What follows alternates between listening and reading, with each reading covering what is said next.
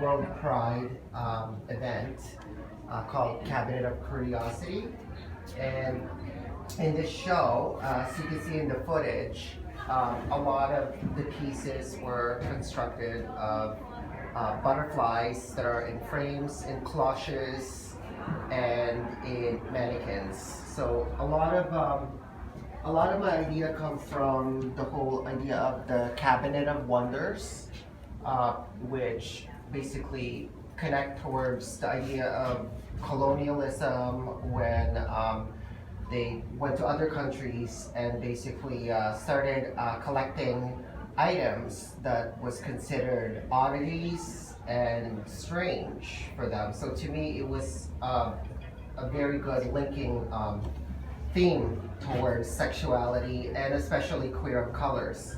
So the butterflies that you're seeing are actually butterflies that are templates of butterflies that are indigenous to the Philippines. So I would search certain butterflies that were actually indigenous in the Philippines, and then I would collect Google images of gay porn images. So in a way, the mass dictates my material that I'm using, and almost 90% of the images that I've collected were masculine, muscle, homonormative representation of the male queer body. So to me, it was essential to speak about the invisibility of the otherness, and that's why I wanted to link that idea of the curiosity towards the otherness. And the costume that you're seeing here right now, there was two of them actually from the show. I think it will be colonizer. In the video, you see the hybrid Queen Elizabeth dress that's also crafted from gay pornography and paper, which I performed at the Ontario Art Gallery of Ontario with Catherine McTavish. And it was a way for me to kind of construct something that consumed myself within this armature that represents colonialism, but kind of reinterpreting it into this thing, this construction that I kind of hide myself into. And I started with the butterflies, and then I kind of veered off to other taxidermy birds, animals that are indigenous to the Philippines as well, culturally. But what struck me with the butterfly is actually I remember there's a political party, there's a gay political party in the Philippines called Ladlad, and their symbol is actually the butterfly. And Ladlad means to unfurl. So to me, it was kind of important to comment towards not only the political stance back home, but also symbolically the butterfly talks about transformation and change and things that are in flight. Yes, it's about opening up in a way. Oh, I was just gonna ask what your current work or what you're thinking of in the future working on. Do you have like a new project? Yes. Yeah. Actually, lately I have been collecting. It's veering off away from paper, but I still go back and forth. Lately, I've been collecting a lot of antique artifacts, specifically teacups, and I'm creating a series of rice about whitewash and talking about rice queen as this idea of self in her community, but also bleaching the rice with soy sauce in different degrees of darkness and recreating the patterns that I would see in those antique artifacts and covering them with rice. So it really kind of talking about that whole idea of again, it's still that kind of thematical theme of the object and the curiosity. So to me, a lot of and I like to play with items that are heavy loaded with colonialism and post-colonialism, and kind of how to deconstruct or decolonialize the actual materiality itself.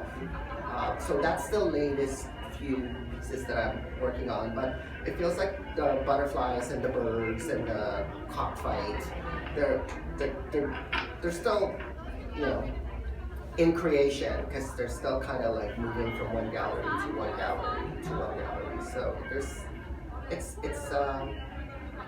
I'm starting to venture off to different materials, and I find that because my study was in drawing and painting, and I remember I couldn't defend why I'm painting. I'm like, so, and to me, it was too much of a distance from me. The fact of the execution of historically painting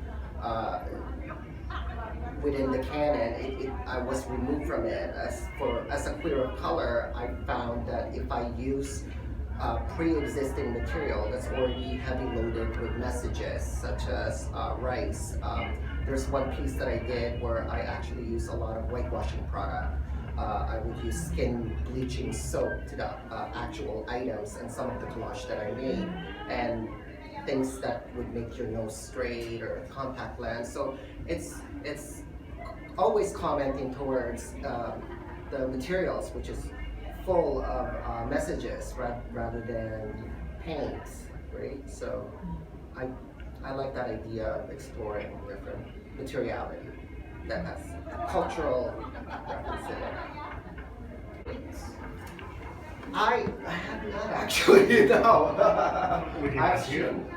It would be interesting. So far, I've shown in Berlin, in Paris, in UK, Canada. In Berlin, they like it. It's something normal for them, you know, the penis, the risque, the better, right? But yeah, and what's great though is this is the first time they're actually showing in the U.S. This is my first piece is here at the Outsider Fest, you know. So it's good. There's two pieces that are on the screen. The cockfight, Yeah. which is very involved construction, and then there's this ghost-like nature, colonial woman or queen. Queen Elizabeth. What she is. Can you talk a little bit about both of those? Oh yes. Let me see if I can find a clip of that, which is this. I'll just put it down on low. So what it is, I started to work basically at this point in my crafting. I wasn't really doing the Cabinet of Curiosity yet. What I was doing is I was playing more about the sacred and the profane, the whole idea of Catholicism. I've done pieces of shrines crafted from acorn and reliquaries that I would reconstruct that comes from the Philippines. So all of those kind of religious, kind of colonial aspects starts to kind of envelop itself to talk about colonialism, but also hybridity, because you can see there's the Kali, the mask, the demon mask, and the claws. So to me, it was kind of reinterpreting the colonizer and the colonized at the same time. How can I play with those two imageries and combine it into one? And this, I think the surreal part of it to me was it has to be a performative piece where I kind of envelop myself inside this costume. That's you inside. Yes, which I performed at the it was one of those performative where I constantly have to hide myself. So it was more symbolic to kind of imagine myself to be erased. So it's that idea of the cultural identity being erased, but also growing up being told about that whole idea of whitewashing and assimilating and transformation. And I think I say to myself, if I'm if I have grown up in the Philippines, I would be a different person probably rather than having to grow up in Canada. So to me, it was that struggle between the duality of the diasporic change, my childhood in the Philippines, and then my adult queer life in Canada. So there was this kind of loss to me, where I remember going back home, I feel out of place, but at the same time, I still don't feel at home completely in Canada. So what becomes this kind of like diasporic body where you don't feel like you fit into any tangible land or space. So to me, and that's why we did the segment in CBC called Art is My Country, where a lot of diasporic artists talks about belonging within their work, within their artwork. Being white. Yeah, that was very specific as well. Again, it was the whole ideal of the homonormative reconstruction evolving itself in the work as well. And a lot of my work also was heavily influenced by the queer theorist David L. Eng, who wrote the book Racial Castration, the Feminization of Queer Asians in America, where he really talks about the idea of exoticization, fetishism.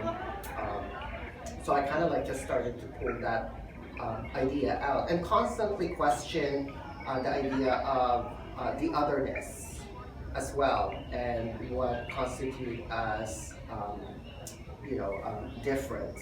So it's always that kind of struggle, depending where you are, right? It's kind of, if you go to another country, who becomes the outsider? So it's really about the different perspectives. The butterflies is so beautiful. No, I don't like that. God will not like that. So to me, it was, the reaction is more fascinating to me because the artwork never changed. It's the people's perspective that changes depending the location of how far they're seeing the object itself. So I love the idea of that duality of reading the piece from up close and afar. So it's really becoming more of a comment towards their own perspective rather than the artwork sometimes itself too. So that was the great kind of thing. But and I have stuff before where it's like a big huge collage on the wall, and then some Catholic nut started ripping it, tearing it down. So to me, it was like, well, that's nice. That's actually could become part of the work itself. The labor part of it, as well, echoing back home the whole idea of in the Philippines of people making something from nothing to survive, and the whole, but also the tactile of arts and crafts. Back in the Philippines about the weaving, and it's going back to that whole idea of the indigenous Filipino, that kind of craft things, or even just the whole idea when I did the series of the cutouts, I was echoing the notion of the tattooing, So it was commenting towards that idea of the appropriation of cultural practices that we see now today. I remember back home, my uncles used to watch the cockfight, and I found it quite barbaric. The cocks are fighting until they die, and to me, it was indicative to my own struggle to kind of belong and to kind of fight to the death, and that whole idea of masculinity. Within the Filipino culture, growing up, I would used to get beaten if I act too gay, or like say you're a man. I'm a man. So it was that kind of painful struggle for me. You doing that piece itself, but also again that idea of almost painful remembrance of my past, but also the future of growing up in the queer community in Toronto, which still, I remember a couple of months ago, me and my friends would go to a gay bar, and then I would hear someone. For me, it's always been a struggle for me. It's like, how feminine can I be, or what is acceptable? And to me, that kind of vulnerability, I think, also shows within the work as well, because I struggle through that daily. How do I need to present myself? And then I catch myself on the video, and I say to myself, "Oh, really? I acted like that? Was that too gay? Was that or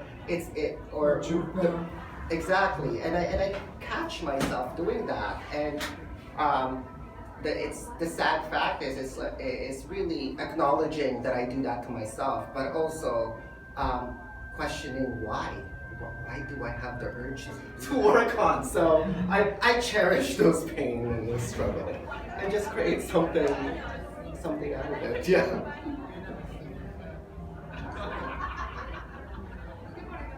I think that's it. Yeah. Thank you so much.